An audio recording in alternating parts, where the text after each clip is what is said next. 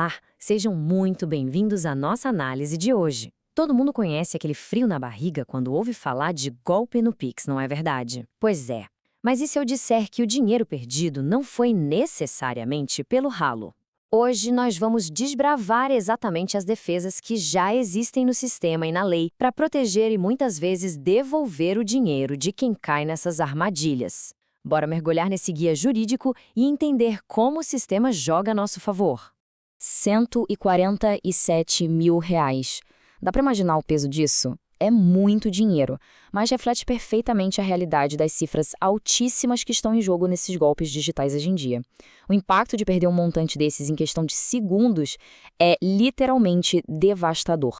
E aí surge aquela dúvida que tira o sono de qualquer pessoa. Quando o golpe acontece e o dinheiro sai da conta, já era? Desapareceu para sempre? O senso comum vive dizendo que sim, principalmente por causa do imediatismo das transações modernas.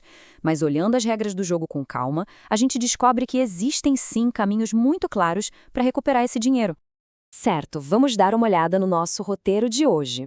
Número 1, o caso dos 147 mil. Número 2, entendendo o MED. Número 3, responsabilidade dos bancos. Número 4, exceções e culpa. E por último, número 5, o guia prático. Então, começando com a seção 1, o caso dos 147 mil. Olha só que precedente incrível. Em 16 de maio de 2026, a Justiça bateu o martelo e obrigou um banco a devolver exatamente aqueles 147 mil reais para um casal que foi vítima de fraude. E isso atua como um verdadeiro farol de esperança. Mostra, sem sombra de dúvidas, que o Poder Judiciário está de olho nessas falhas de segurança e exigindo que as instituições paguem a conta. Não estamos em uma terra sem lei. Avançando para a seção 2, entendendo o MED. Agora, o que é realmente interessante aqui é perceber que o MED, o Mecanismo Especial de Devolução, não é só um conceito abstrato, é uma infraestrutura sistêmica, de verdade. Foi construído pelo próprio Banco Central, desenhado exclusivamente para intervir nessas fraudes. Ele permite que os bancos rastreiem o caminho do dinheiro, congelem os fundos na conta do suspeito e possam fazer a devolução. É a nossa primeira trincheira de defesa institucional. Mas atenção, porque a eficácia do MED é inteiramente ditada pelo relógio. A agilidade é tudo. Primeiro, ação imediata. É preciso contestar pelo app na mesma hora para acionar a largada.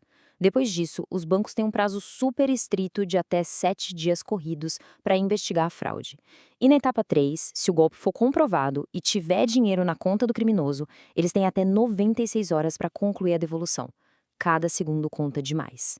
Só que a gente precisa manter a objetividade e gerenciar as expectativas. O MED não é uma varinha mágica. O sistema define regras muito rígidas.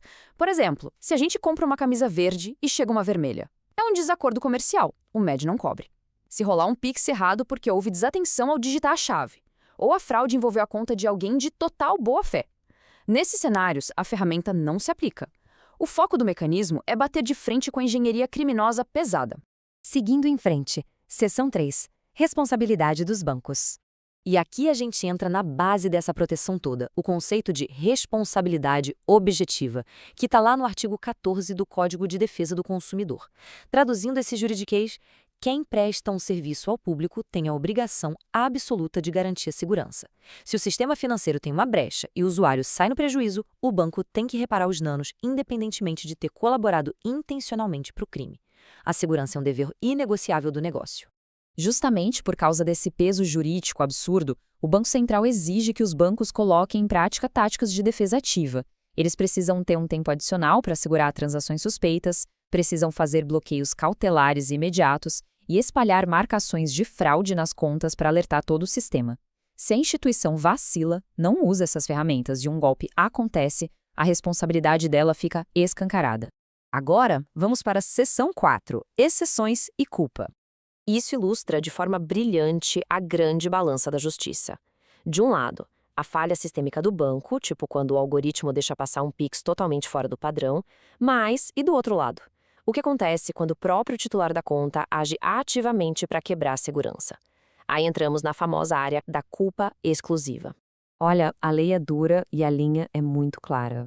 Especialistas explicam que, em casos de engenharia social avançada, onde a pessoa acaba caindo na lábia de uma falsa central de atendimento e entrega senhas e tokens por conta própria, fora do ambiente seguro do app, a história muda. A justiça brasileira entende que a corrente de responsabilidade do banco foi quebrada por uma ação de quem sofreu o golpe. É um alerta bem empático, mas totalmente objetivo. O dever do banco termina exatamente onde o nosso descuido com os dados pessoais começa. E assim chegamos à nossa última parte, seção 5, o guia prático. Então, o ponto crucial de toda essa explicação é memorizar esse passo a passo para saber o que fazer na hora do desespero. Passo número 1, a mais pura urgência. Nada de ligar para conhecidos ou chorar o leite derramado. O ideal é usar o app do banco instantaneamente para contestar a transação e acionar o MED. Passo 2, formalizar o crime fazendo um boletim de ocorrência. Passo 3, agir como investigador, tirando prints de tudo, baixando os comprovantes e salvando as mensagens. Passo 4, com esse dossiê em mãos, se a análise inicial falhar, é hora de escalar para o Banco Central, Procon ou juizados especiais. Um processo bem montado e ágil tem chances elevadíssimas de sucesso. Para encerrar a nossa análise de hoje, fica uma provocação para todo mundo. Com a evolução assustadora das fraudes digitais, desde o roubo de celulares até golpes de voz com inteligência artificial, será que a proteção ao consumidor vai conseguir se adaptar rápido o suficiente para prever o próximo ataque? Entender as normas e as proteções atuais é, com certeza, a nossa blindagem mais eficiente.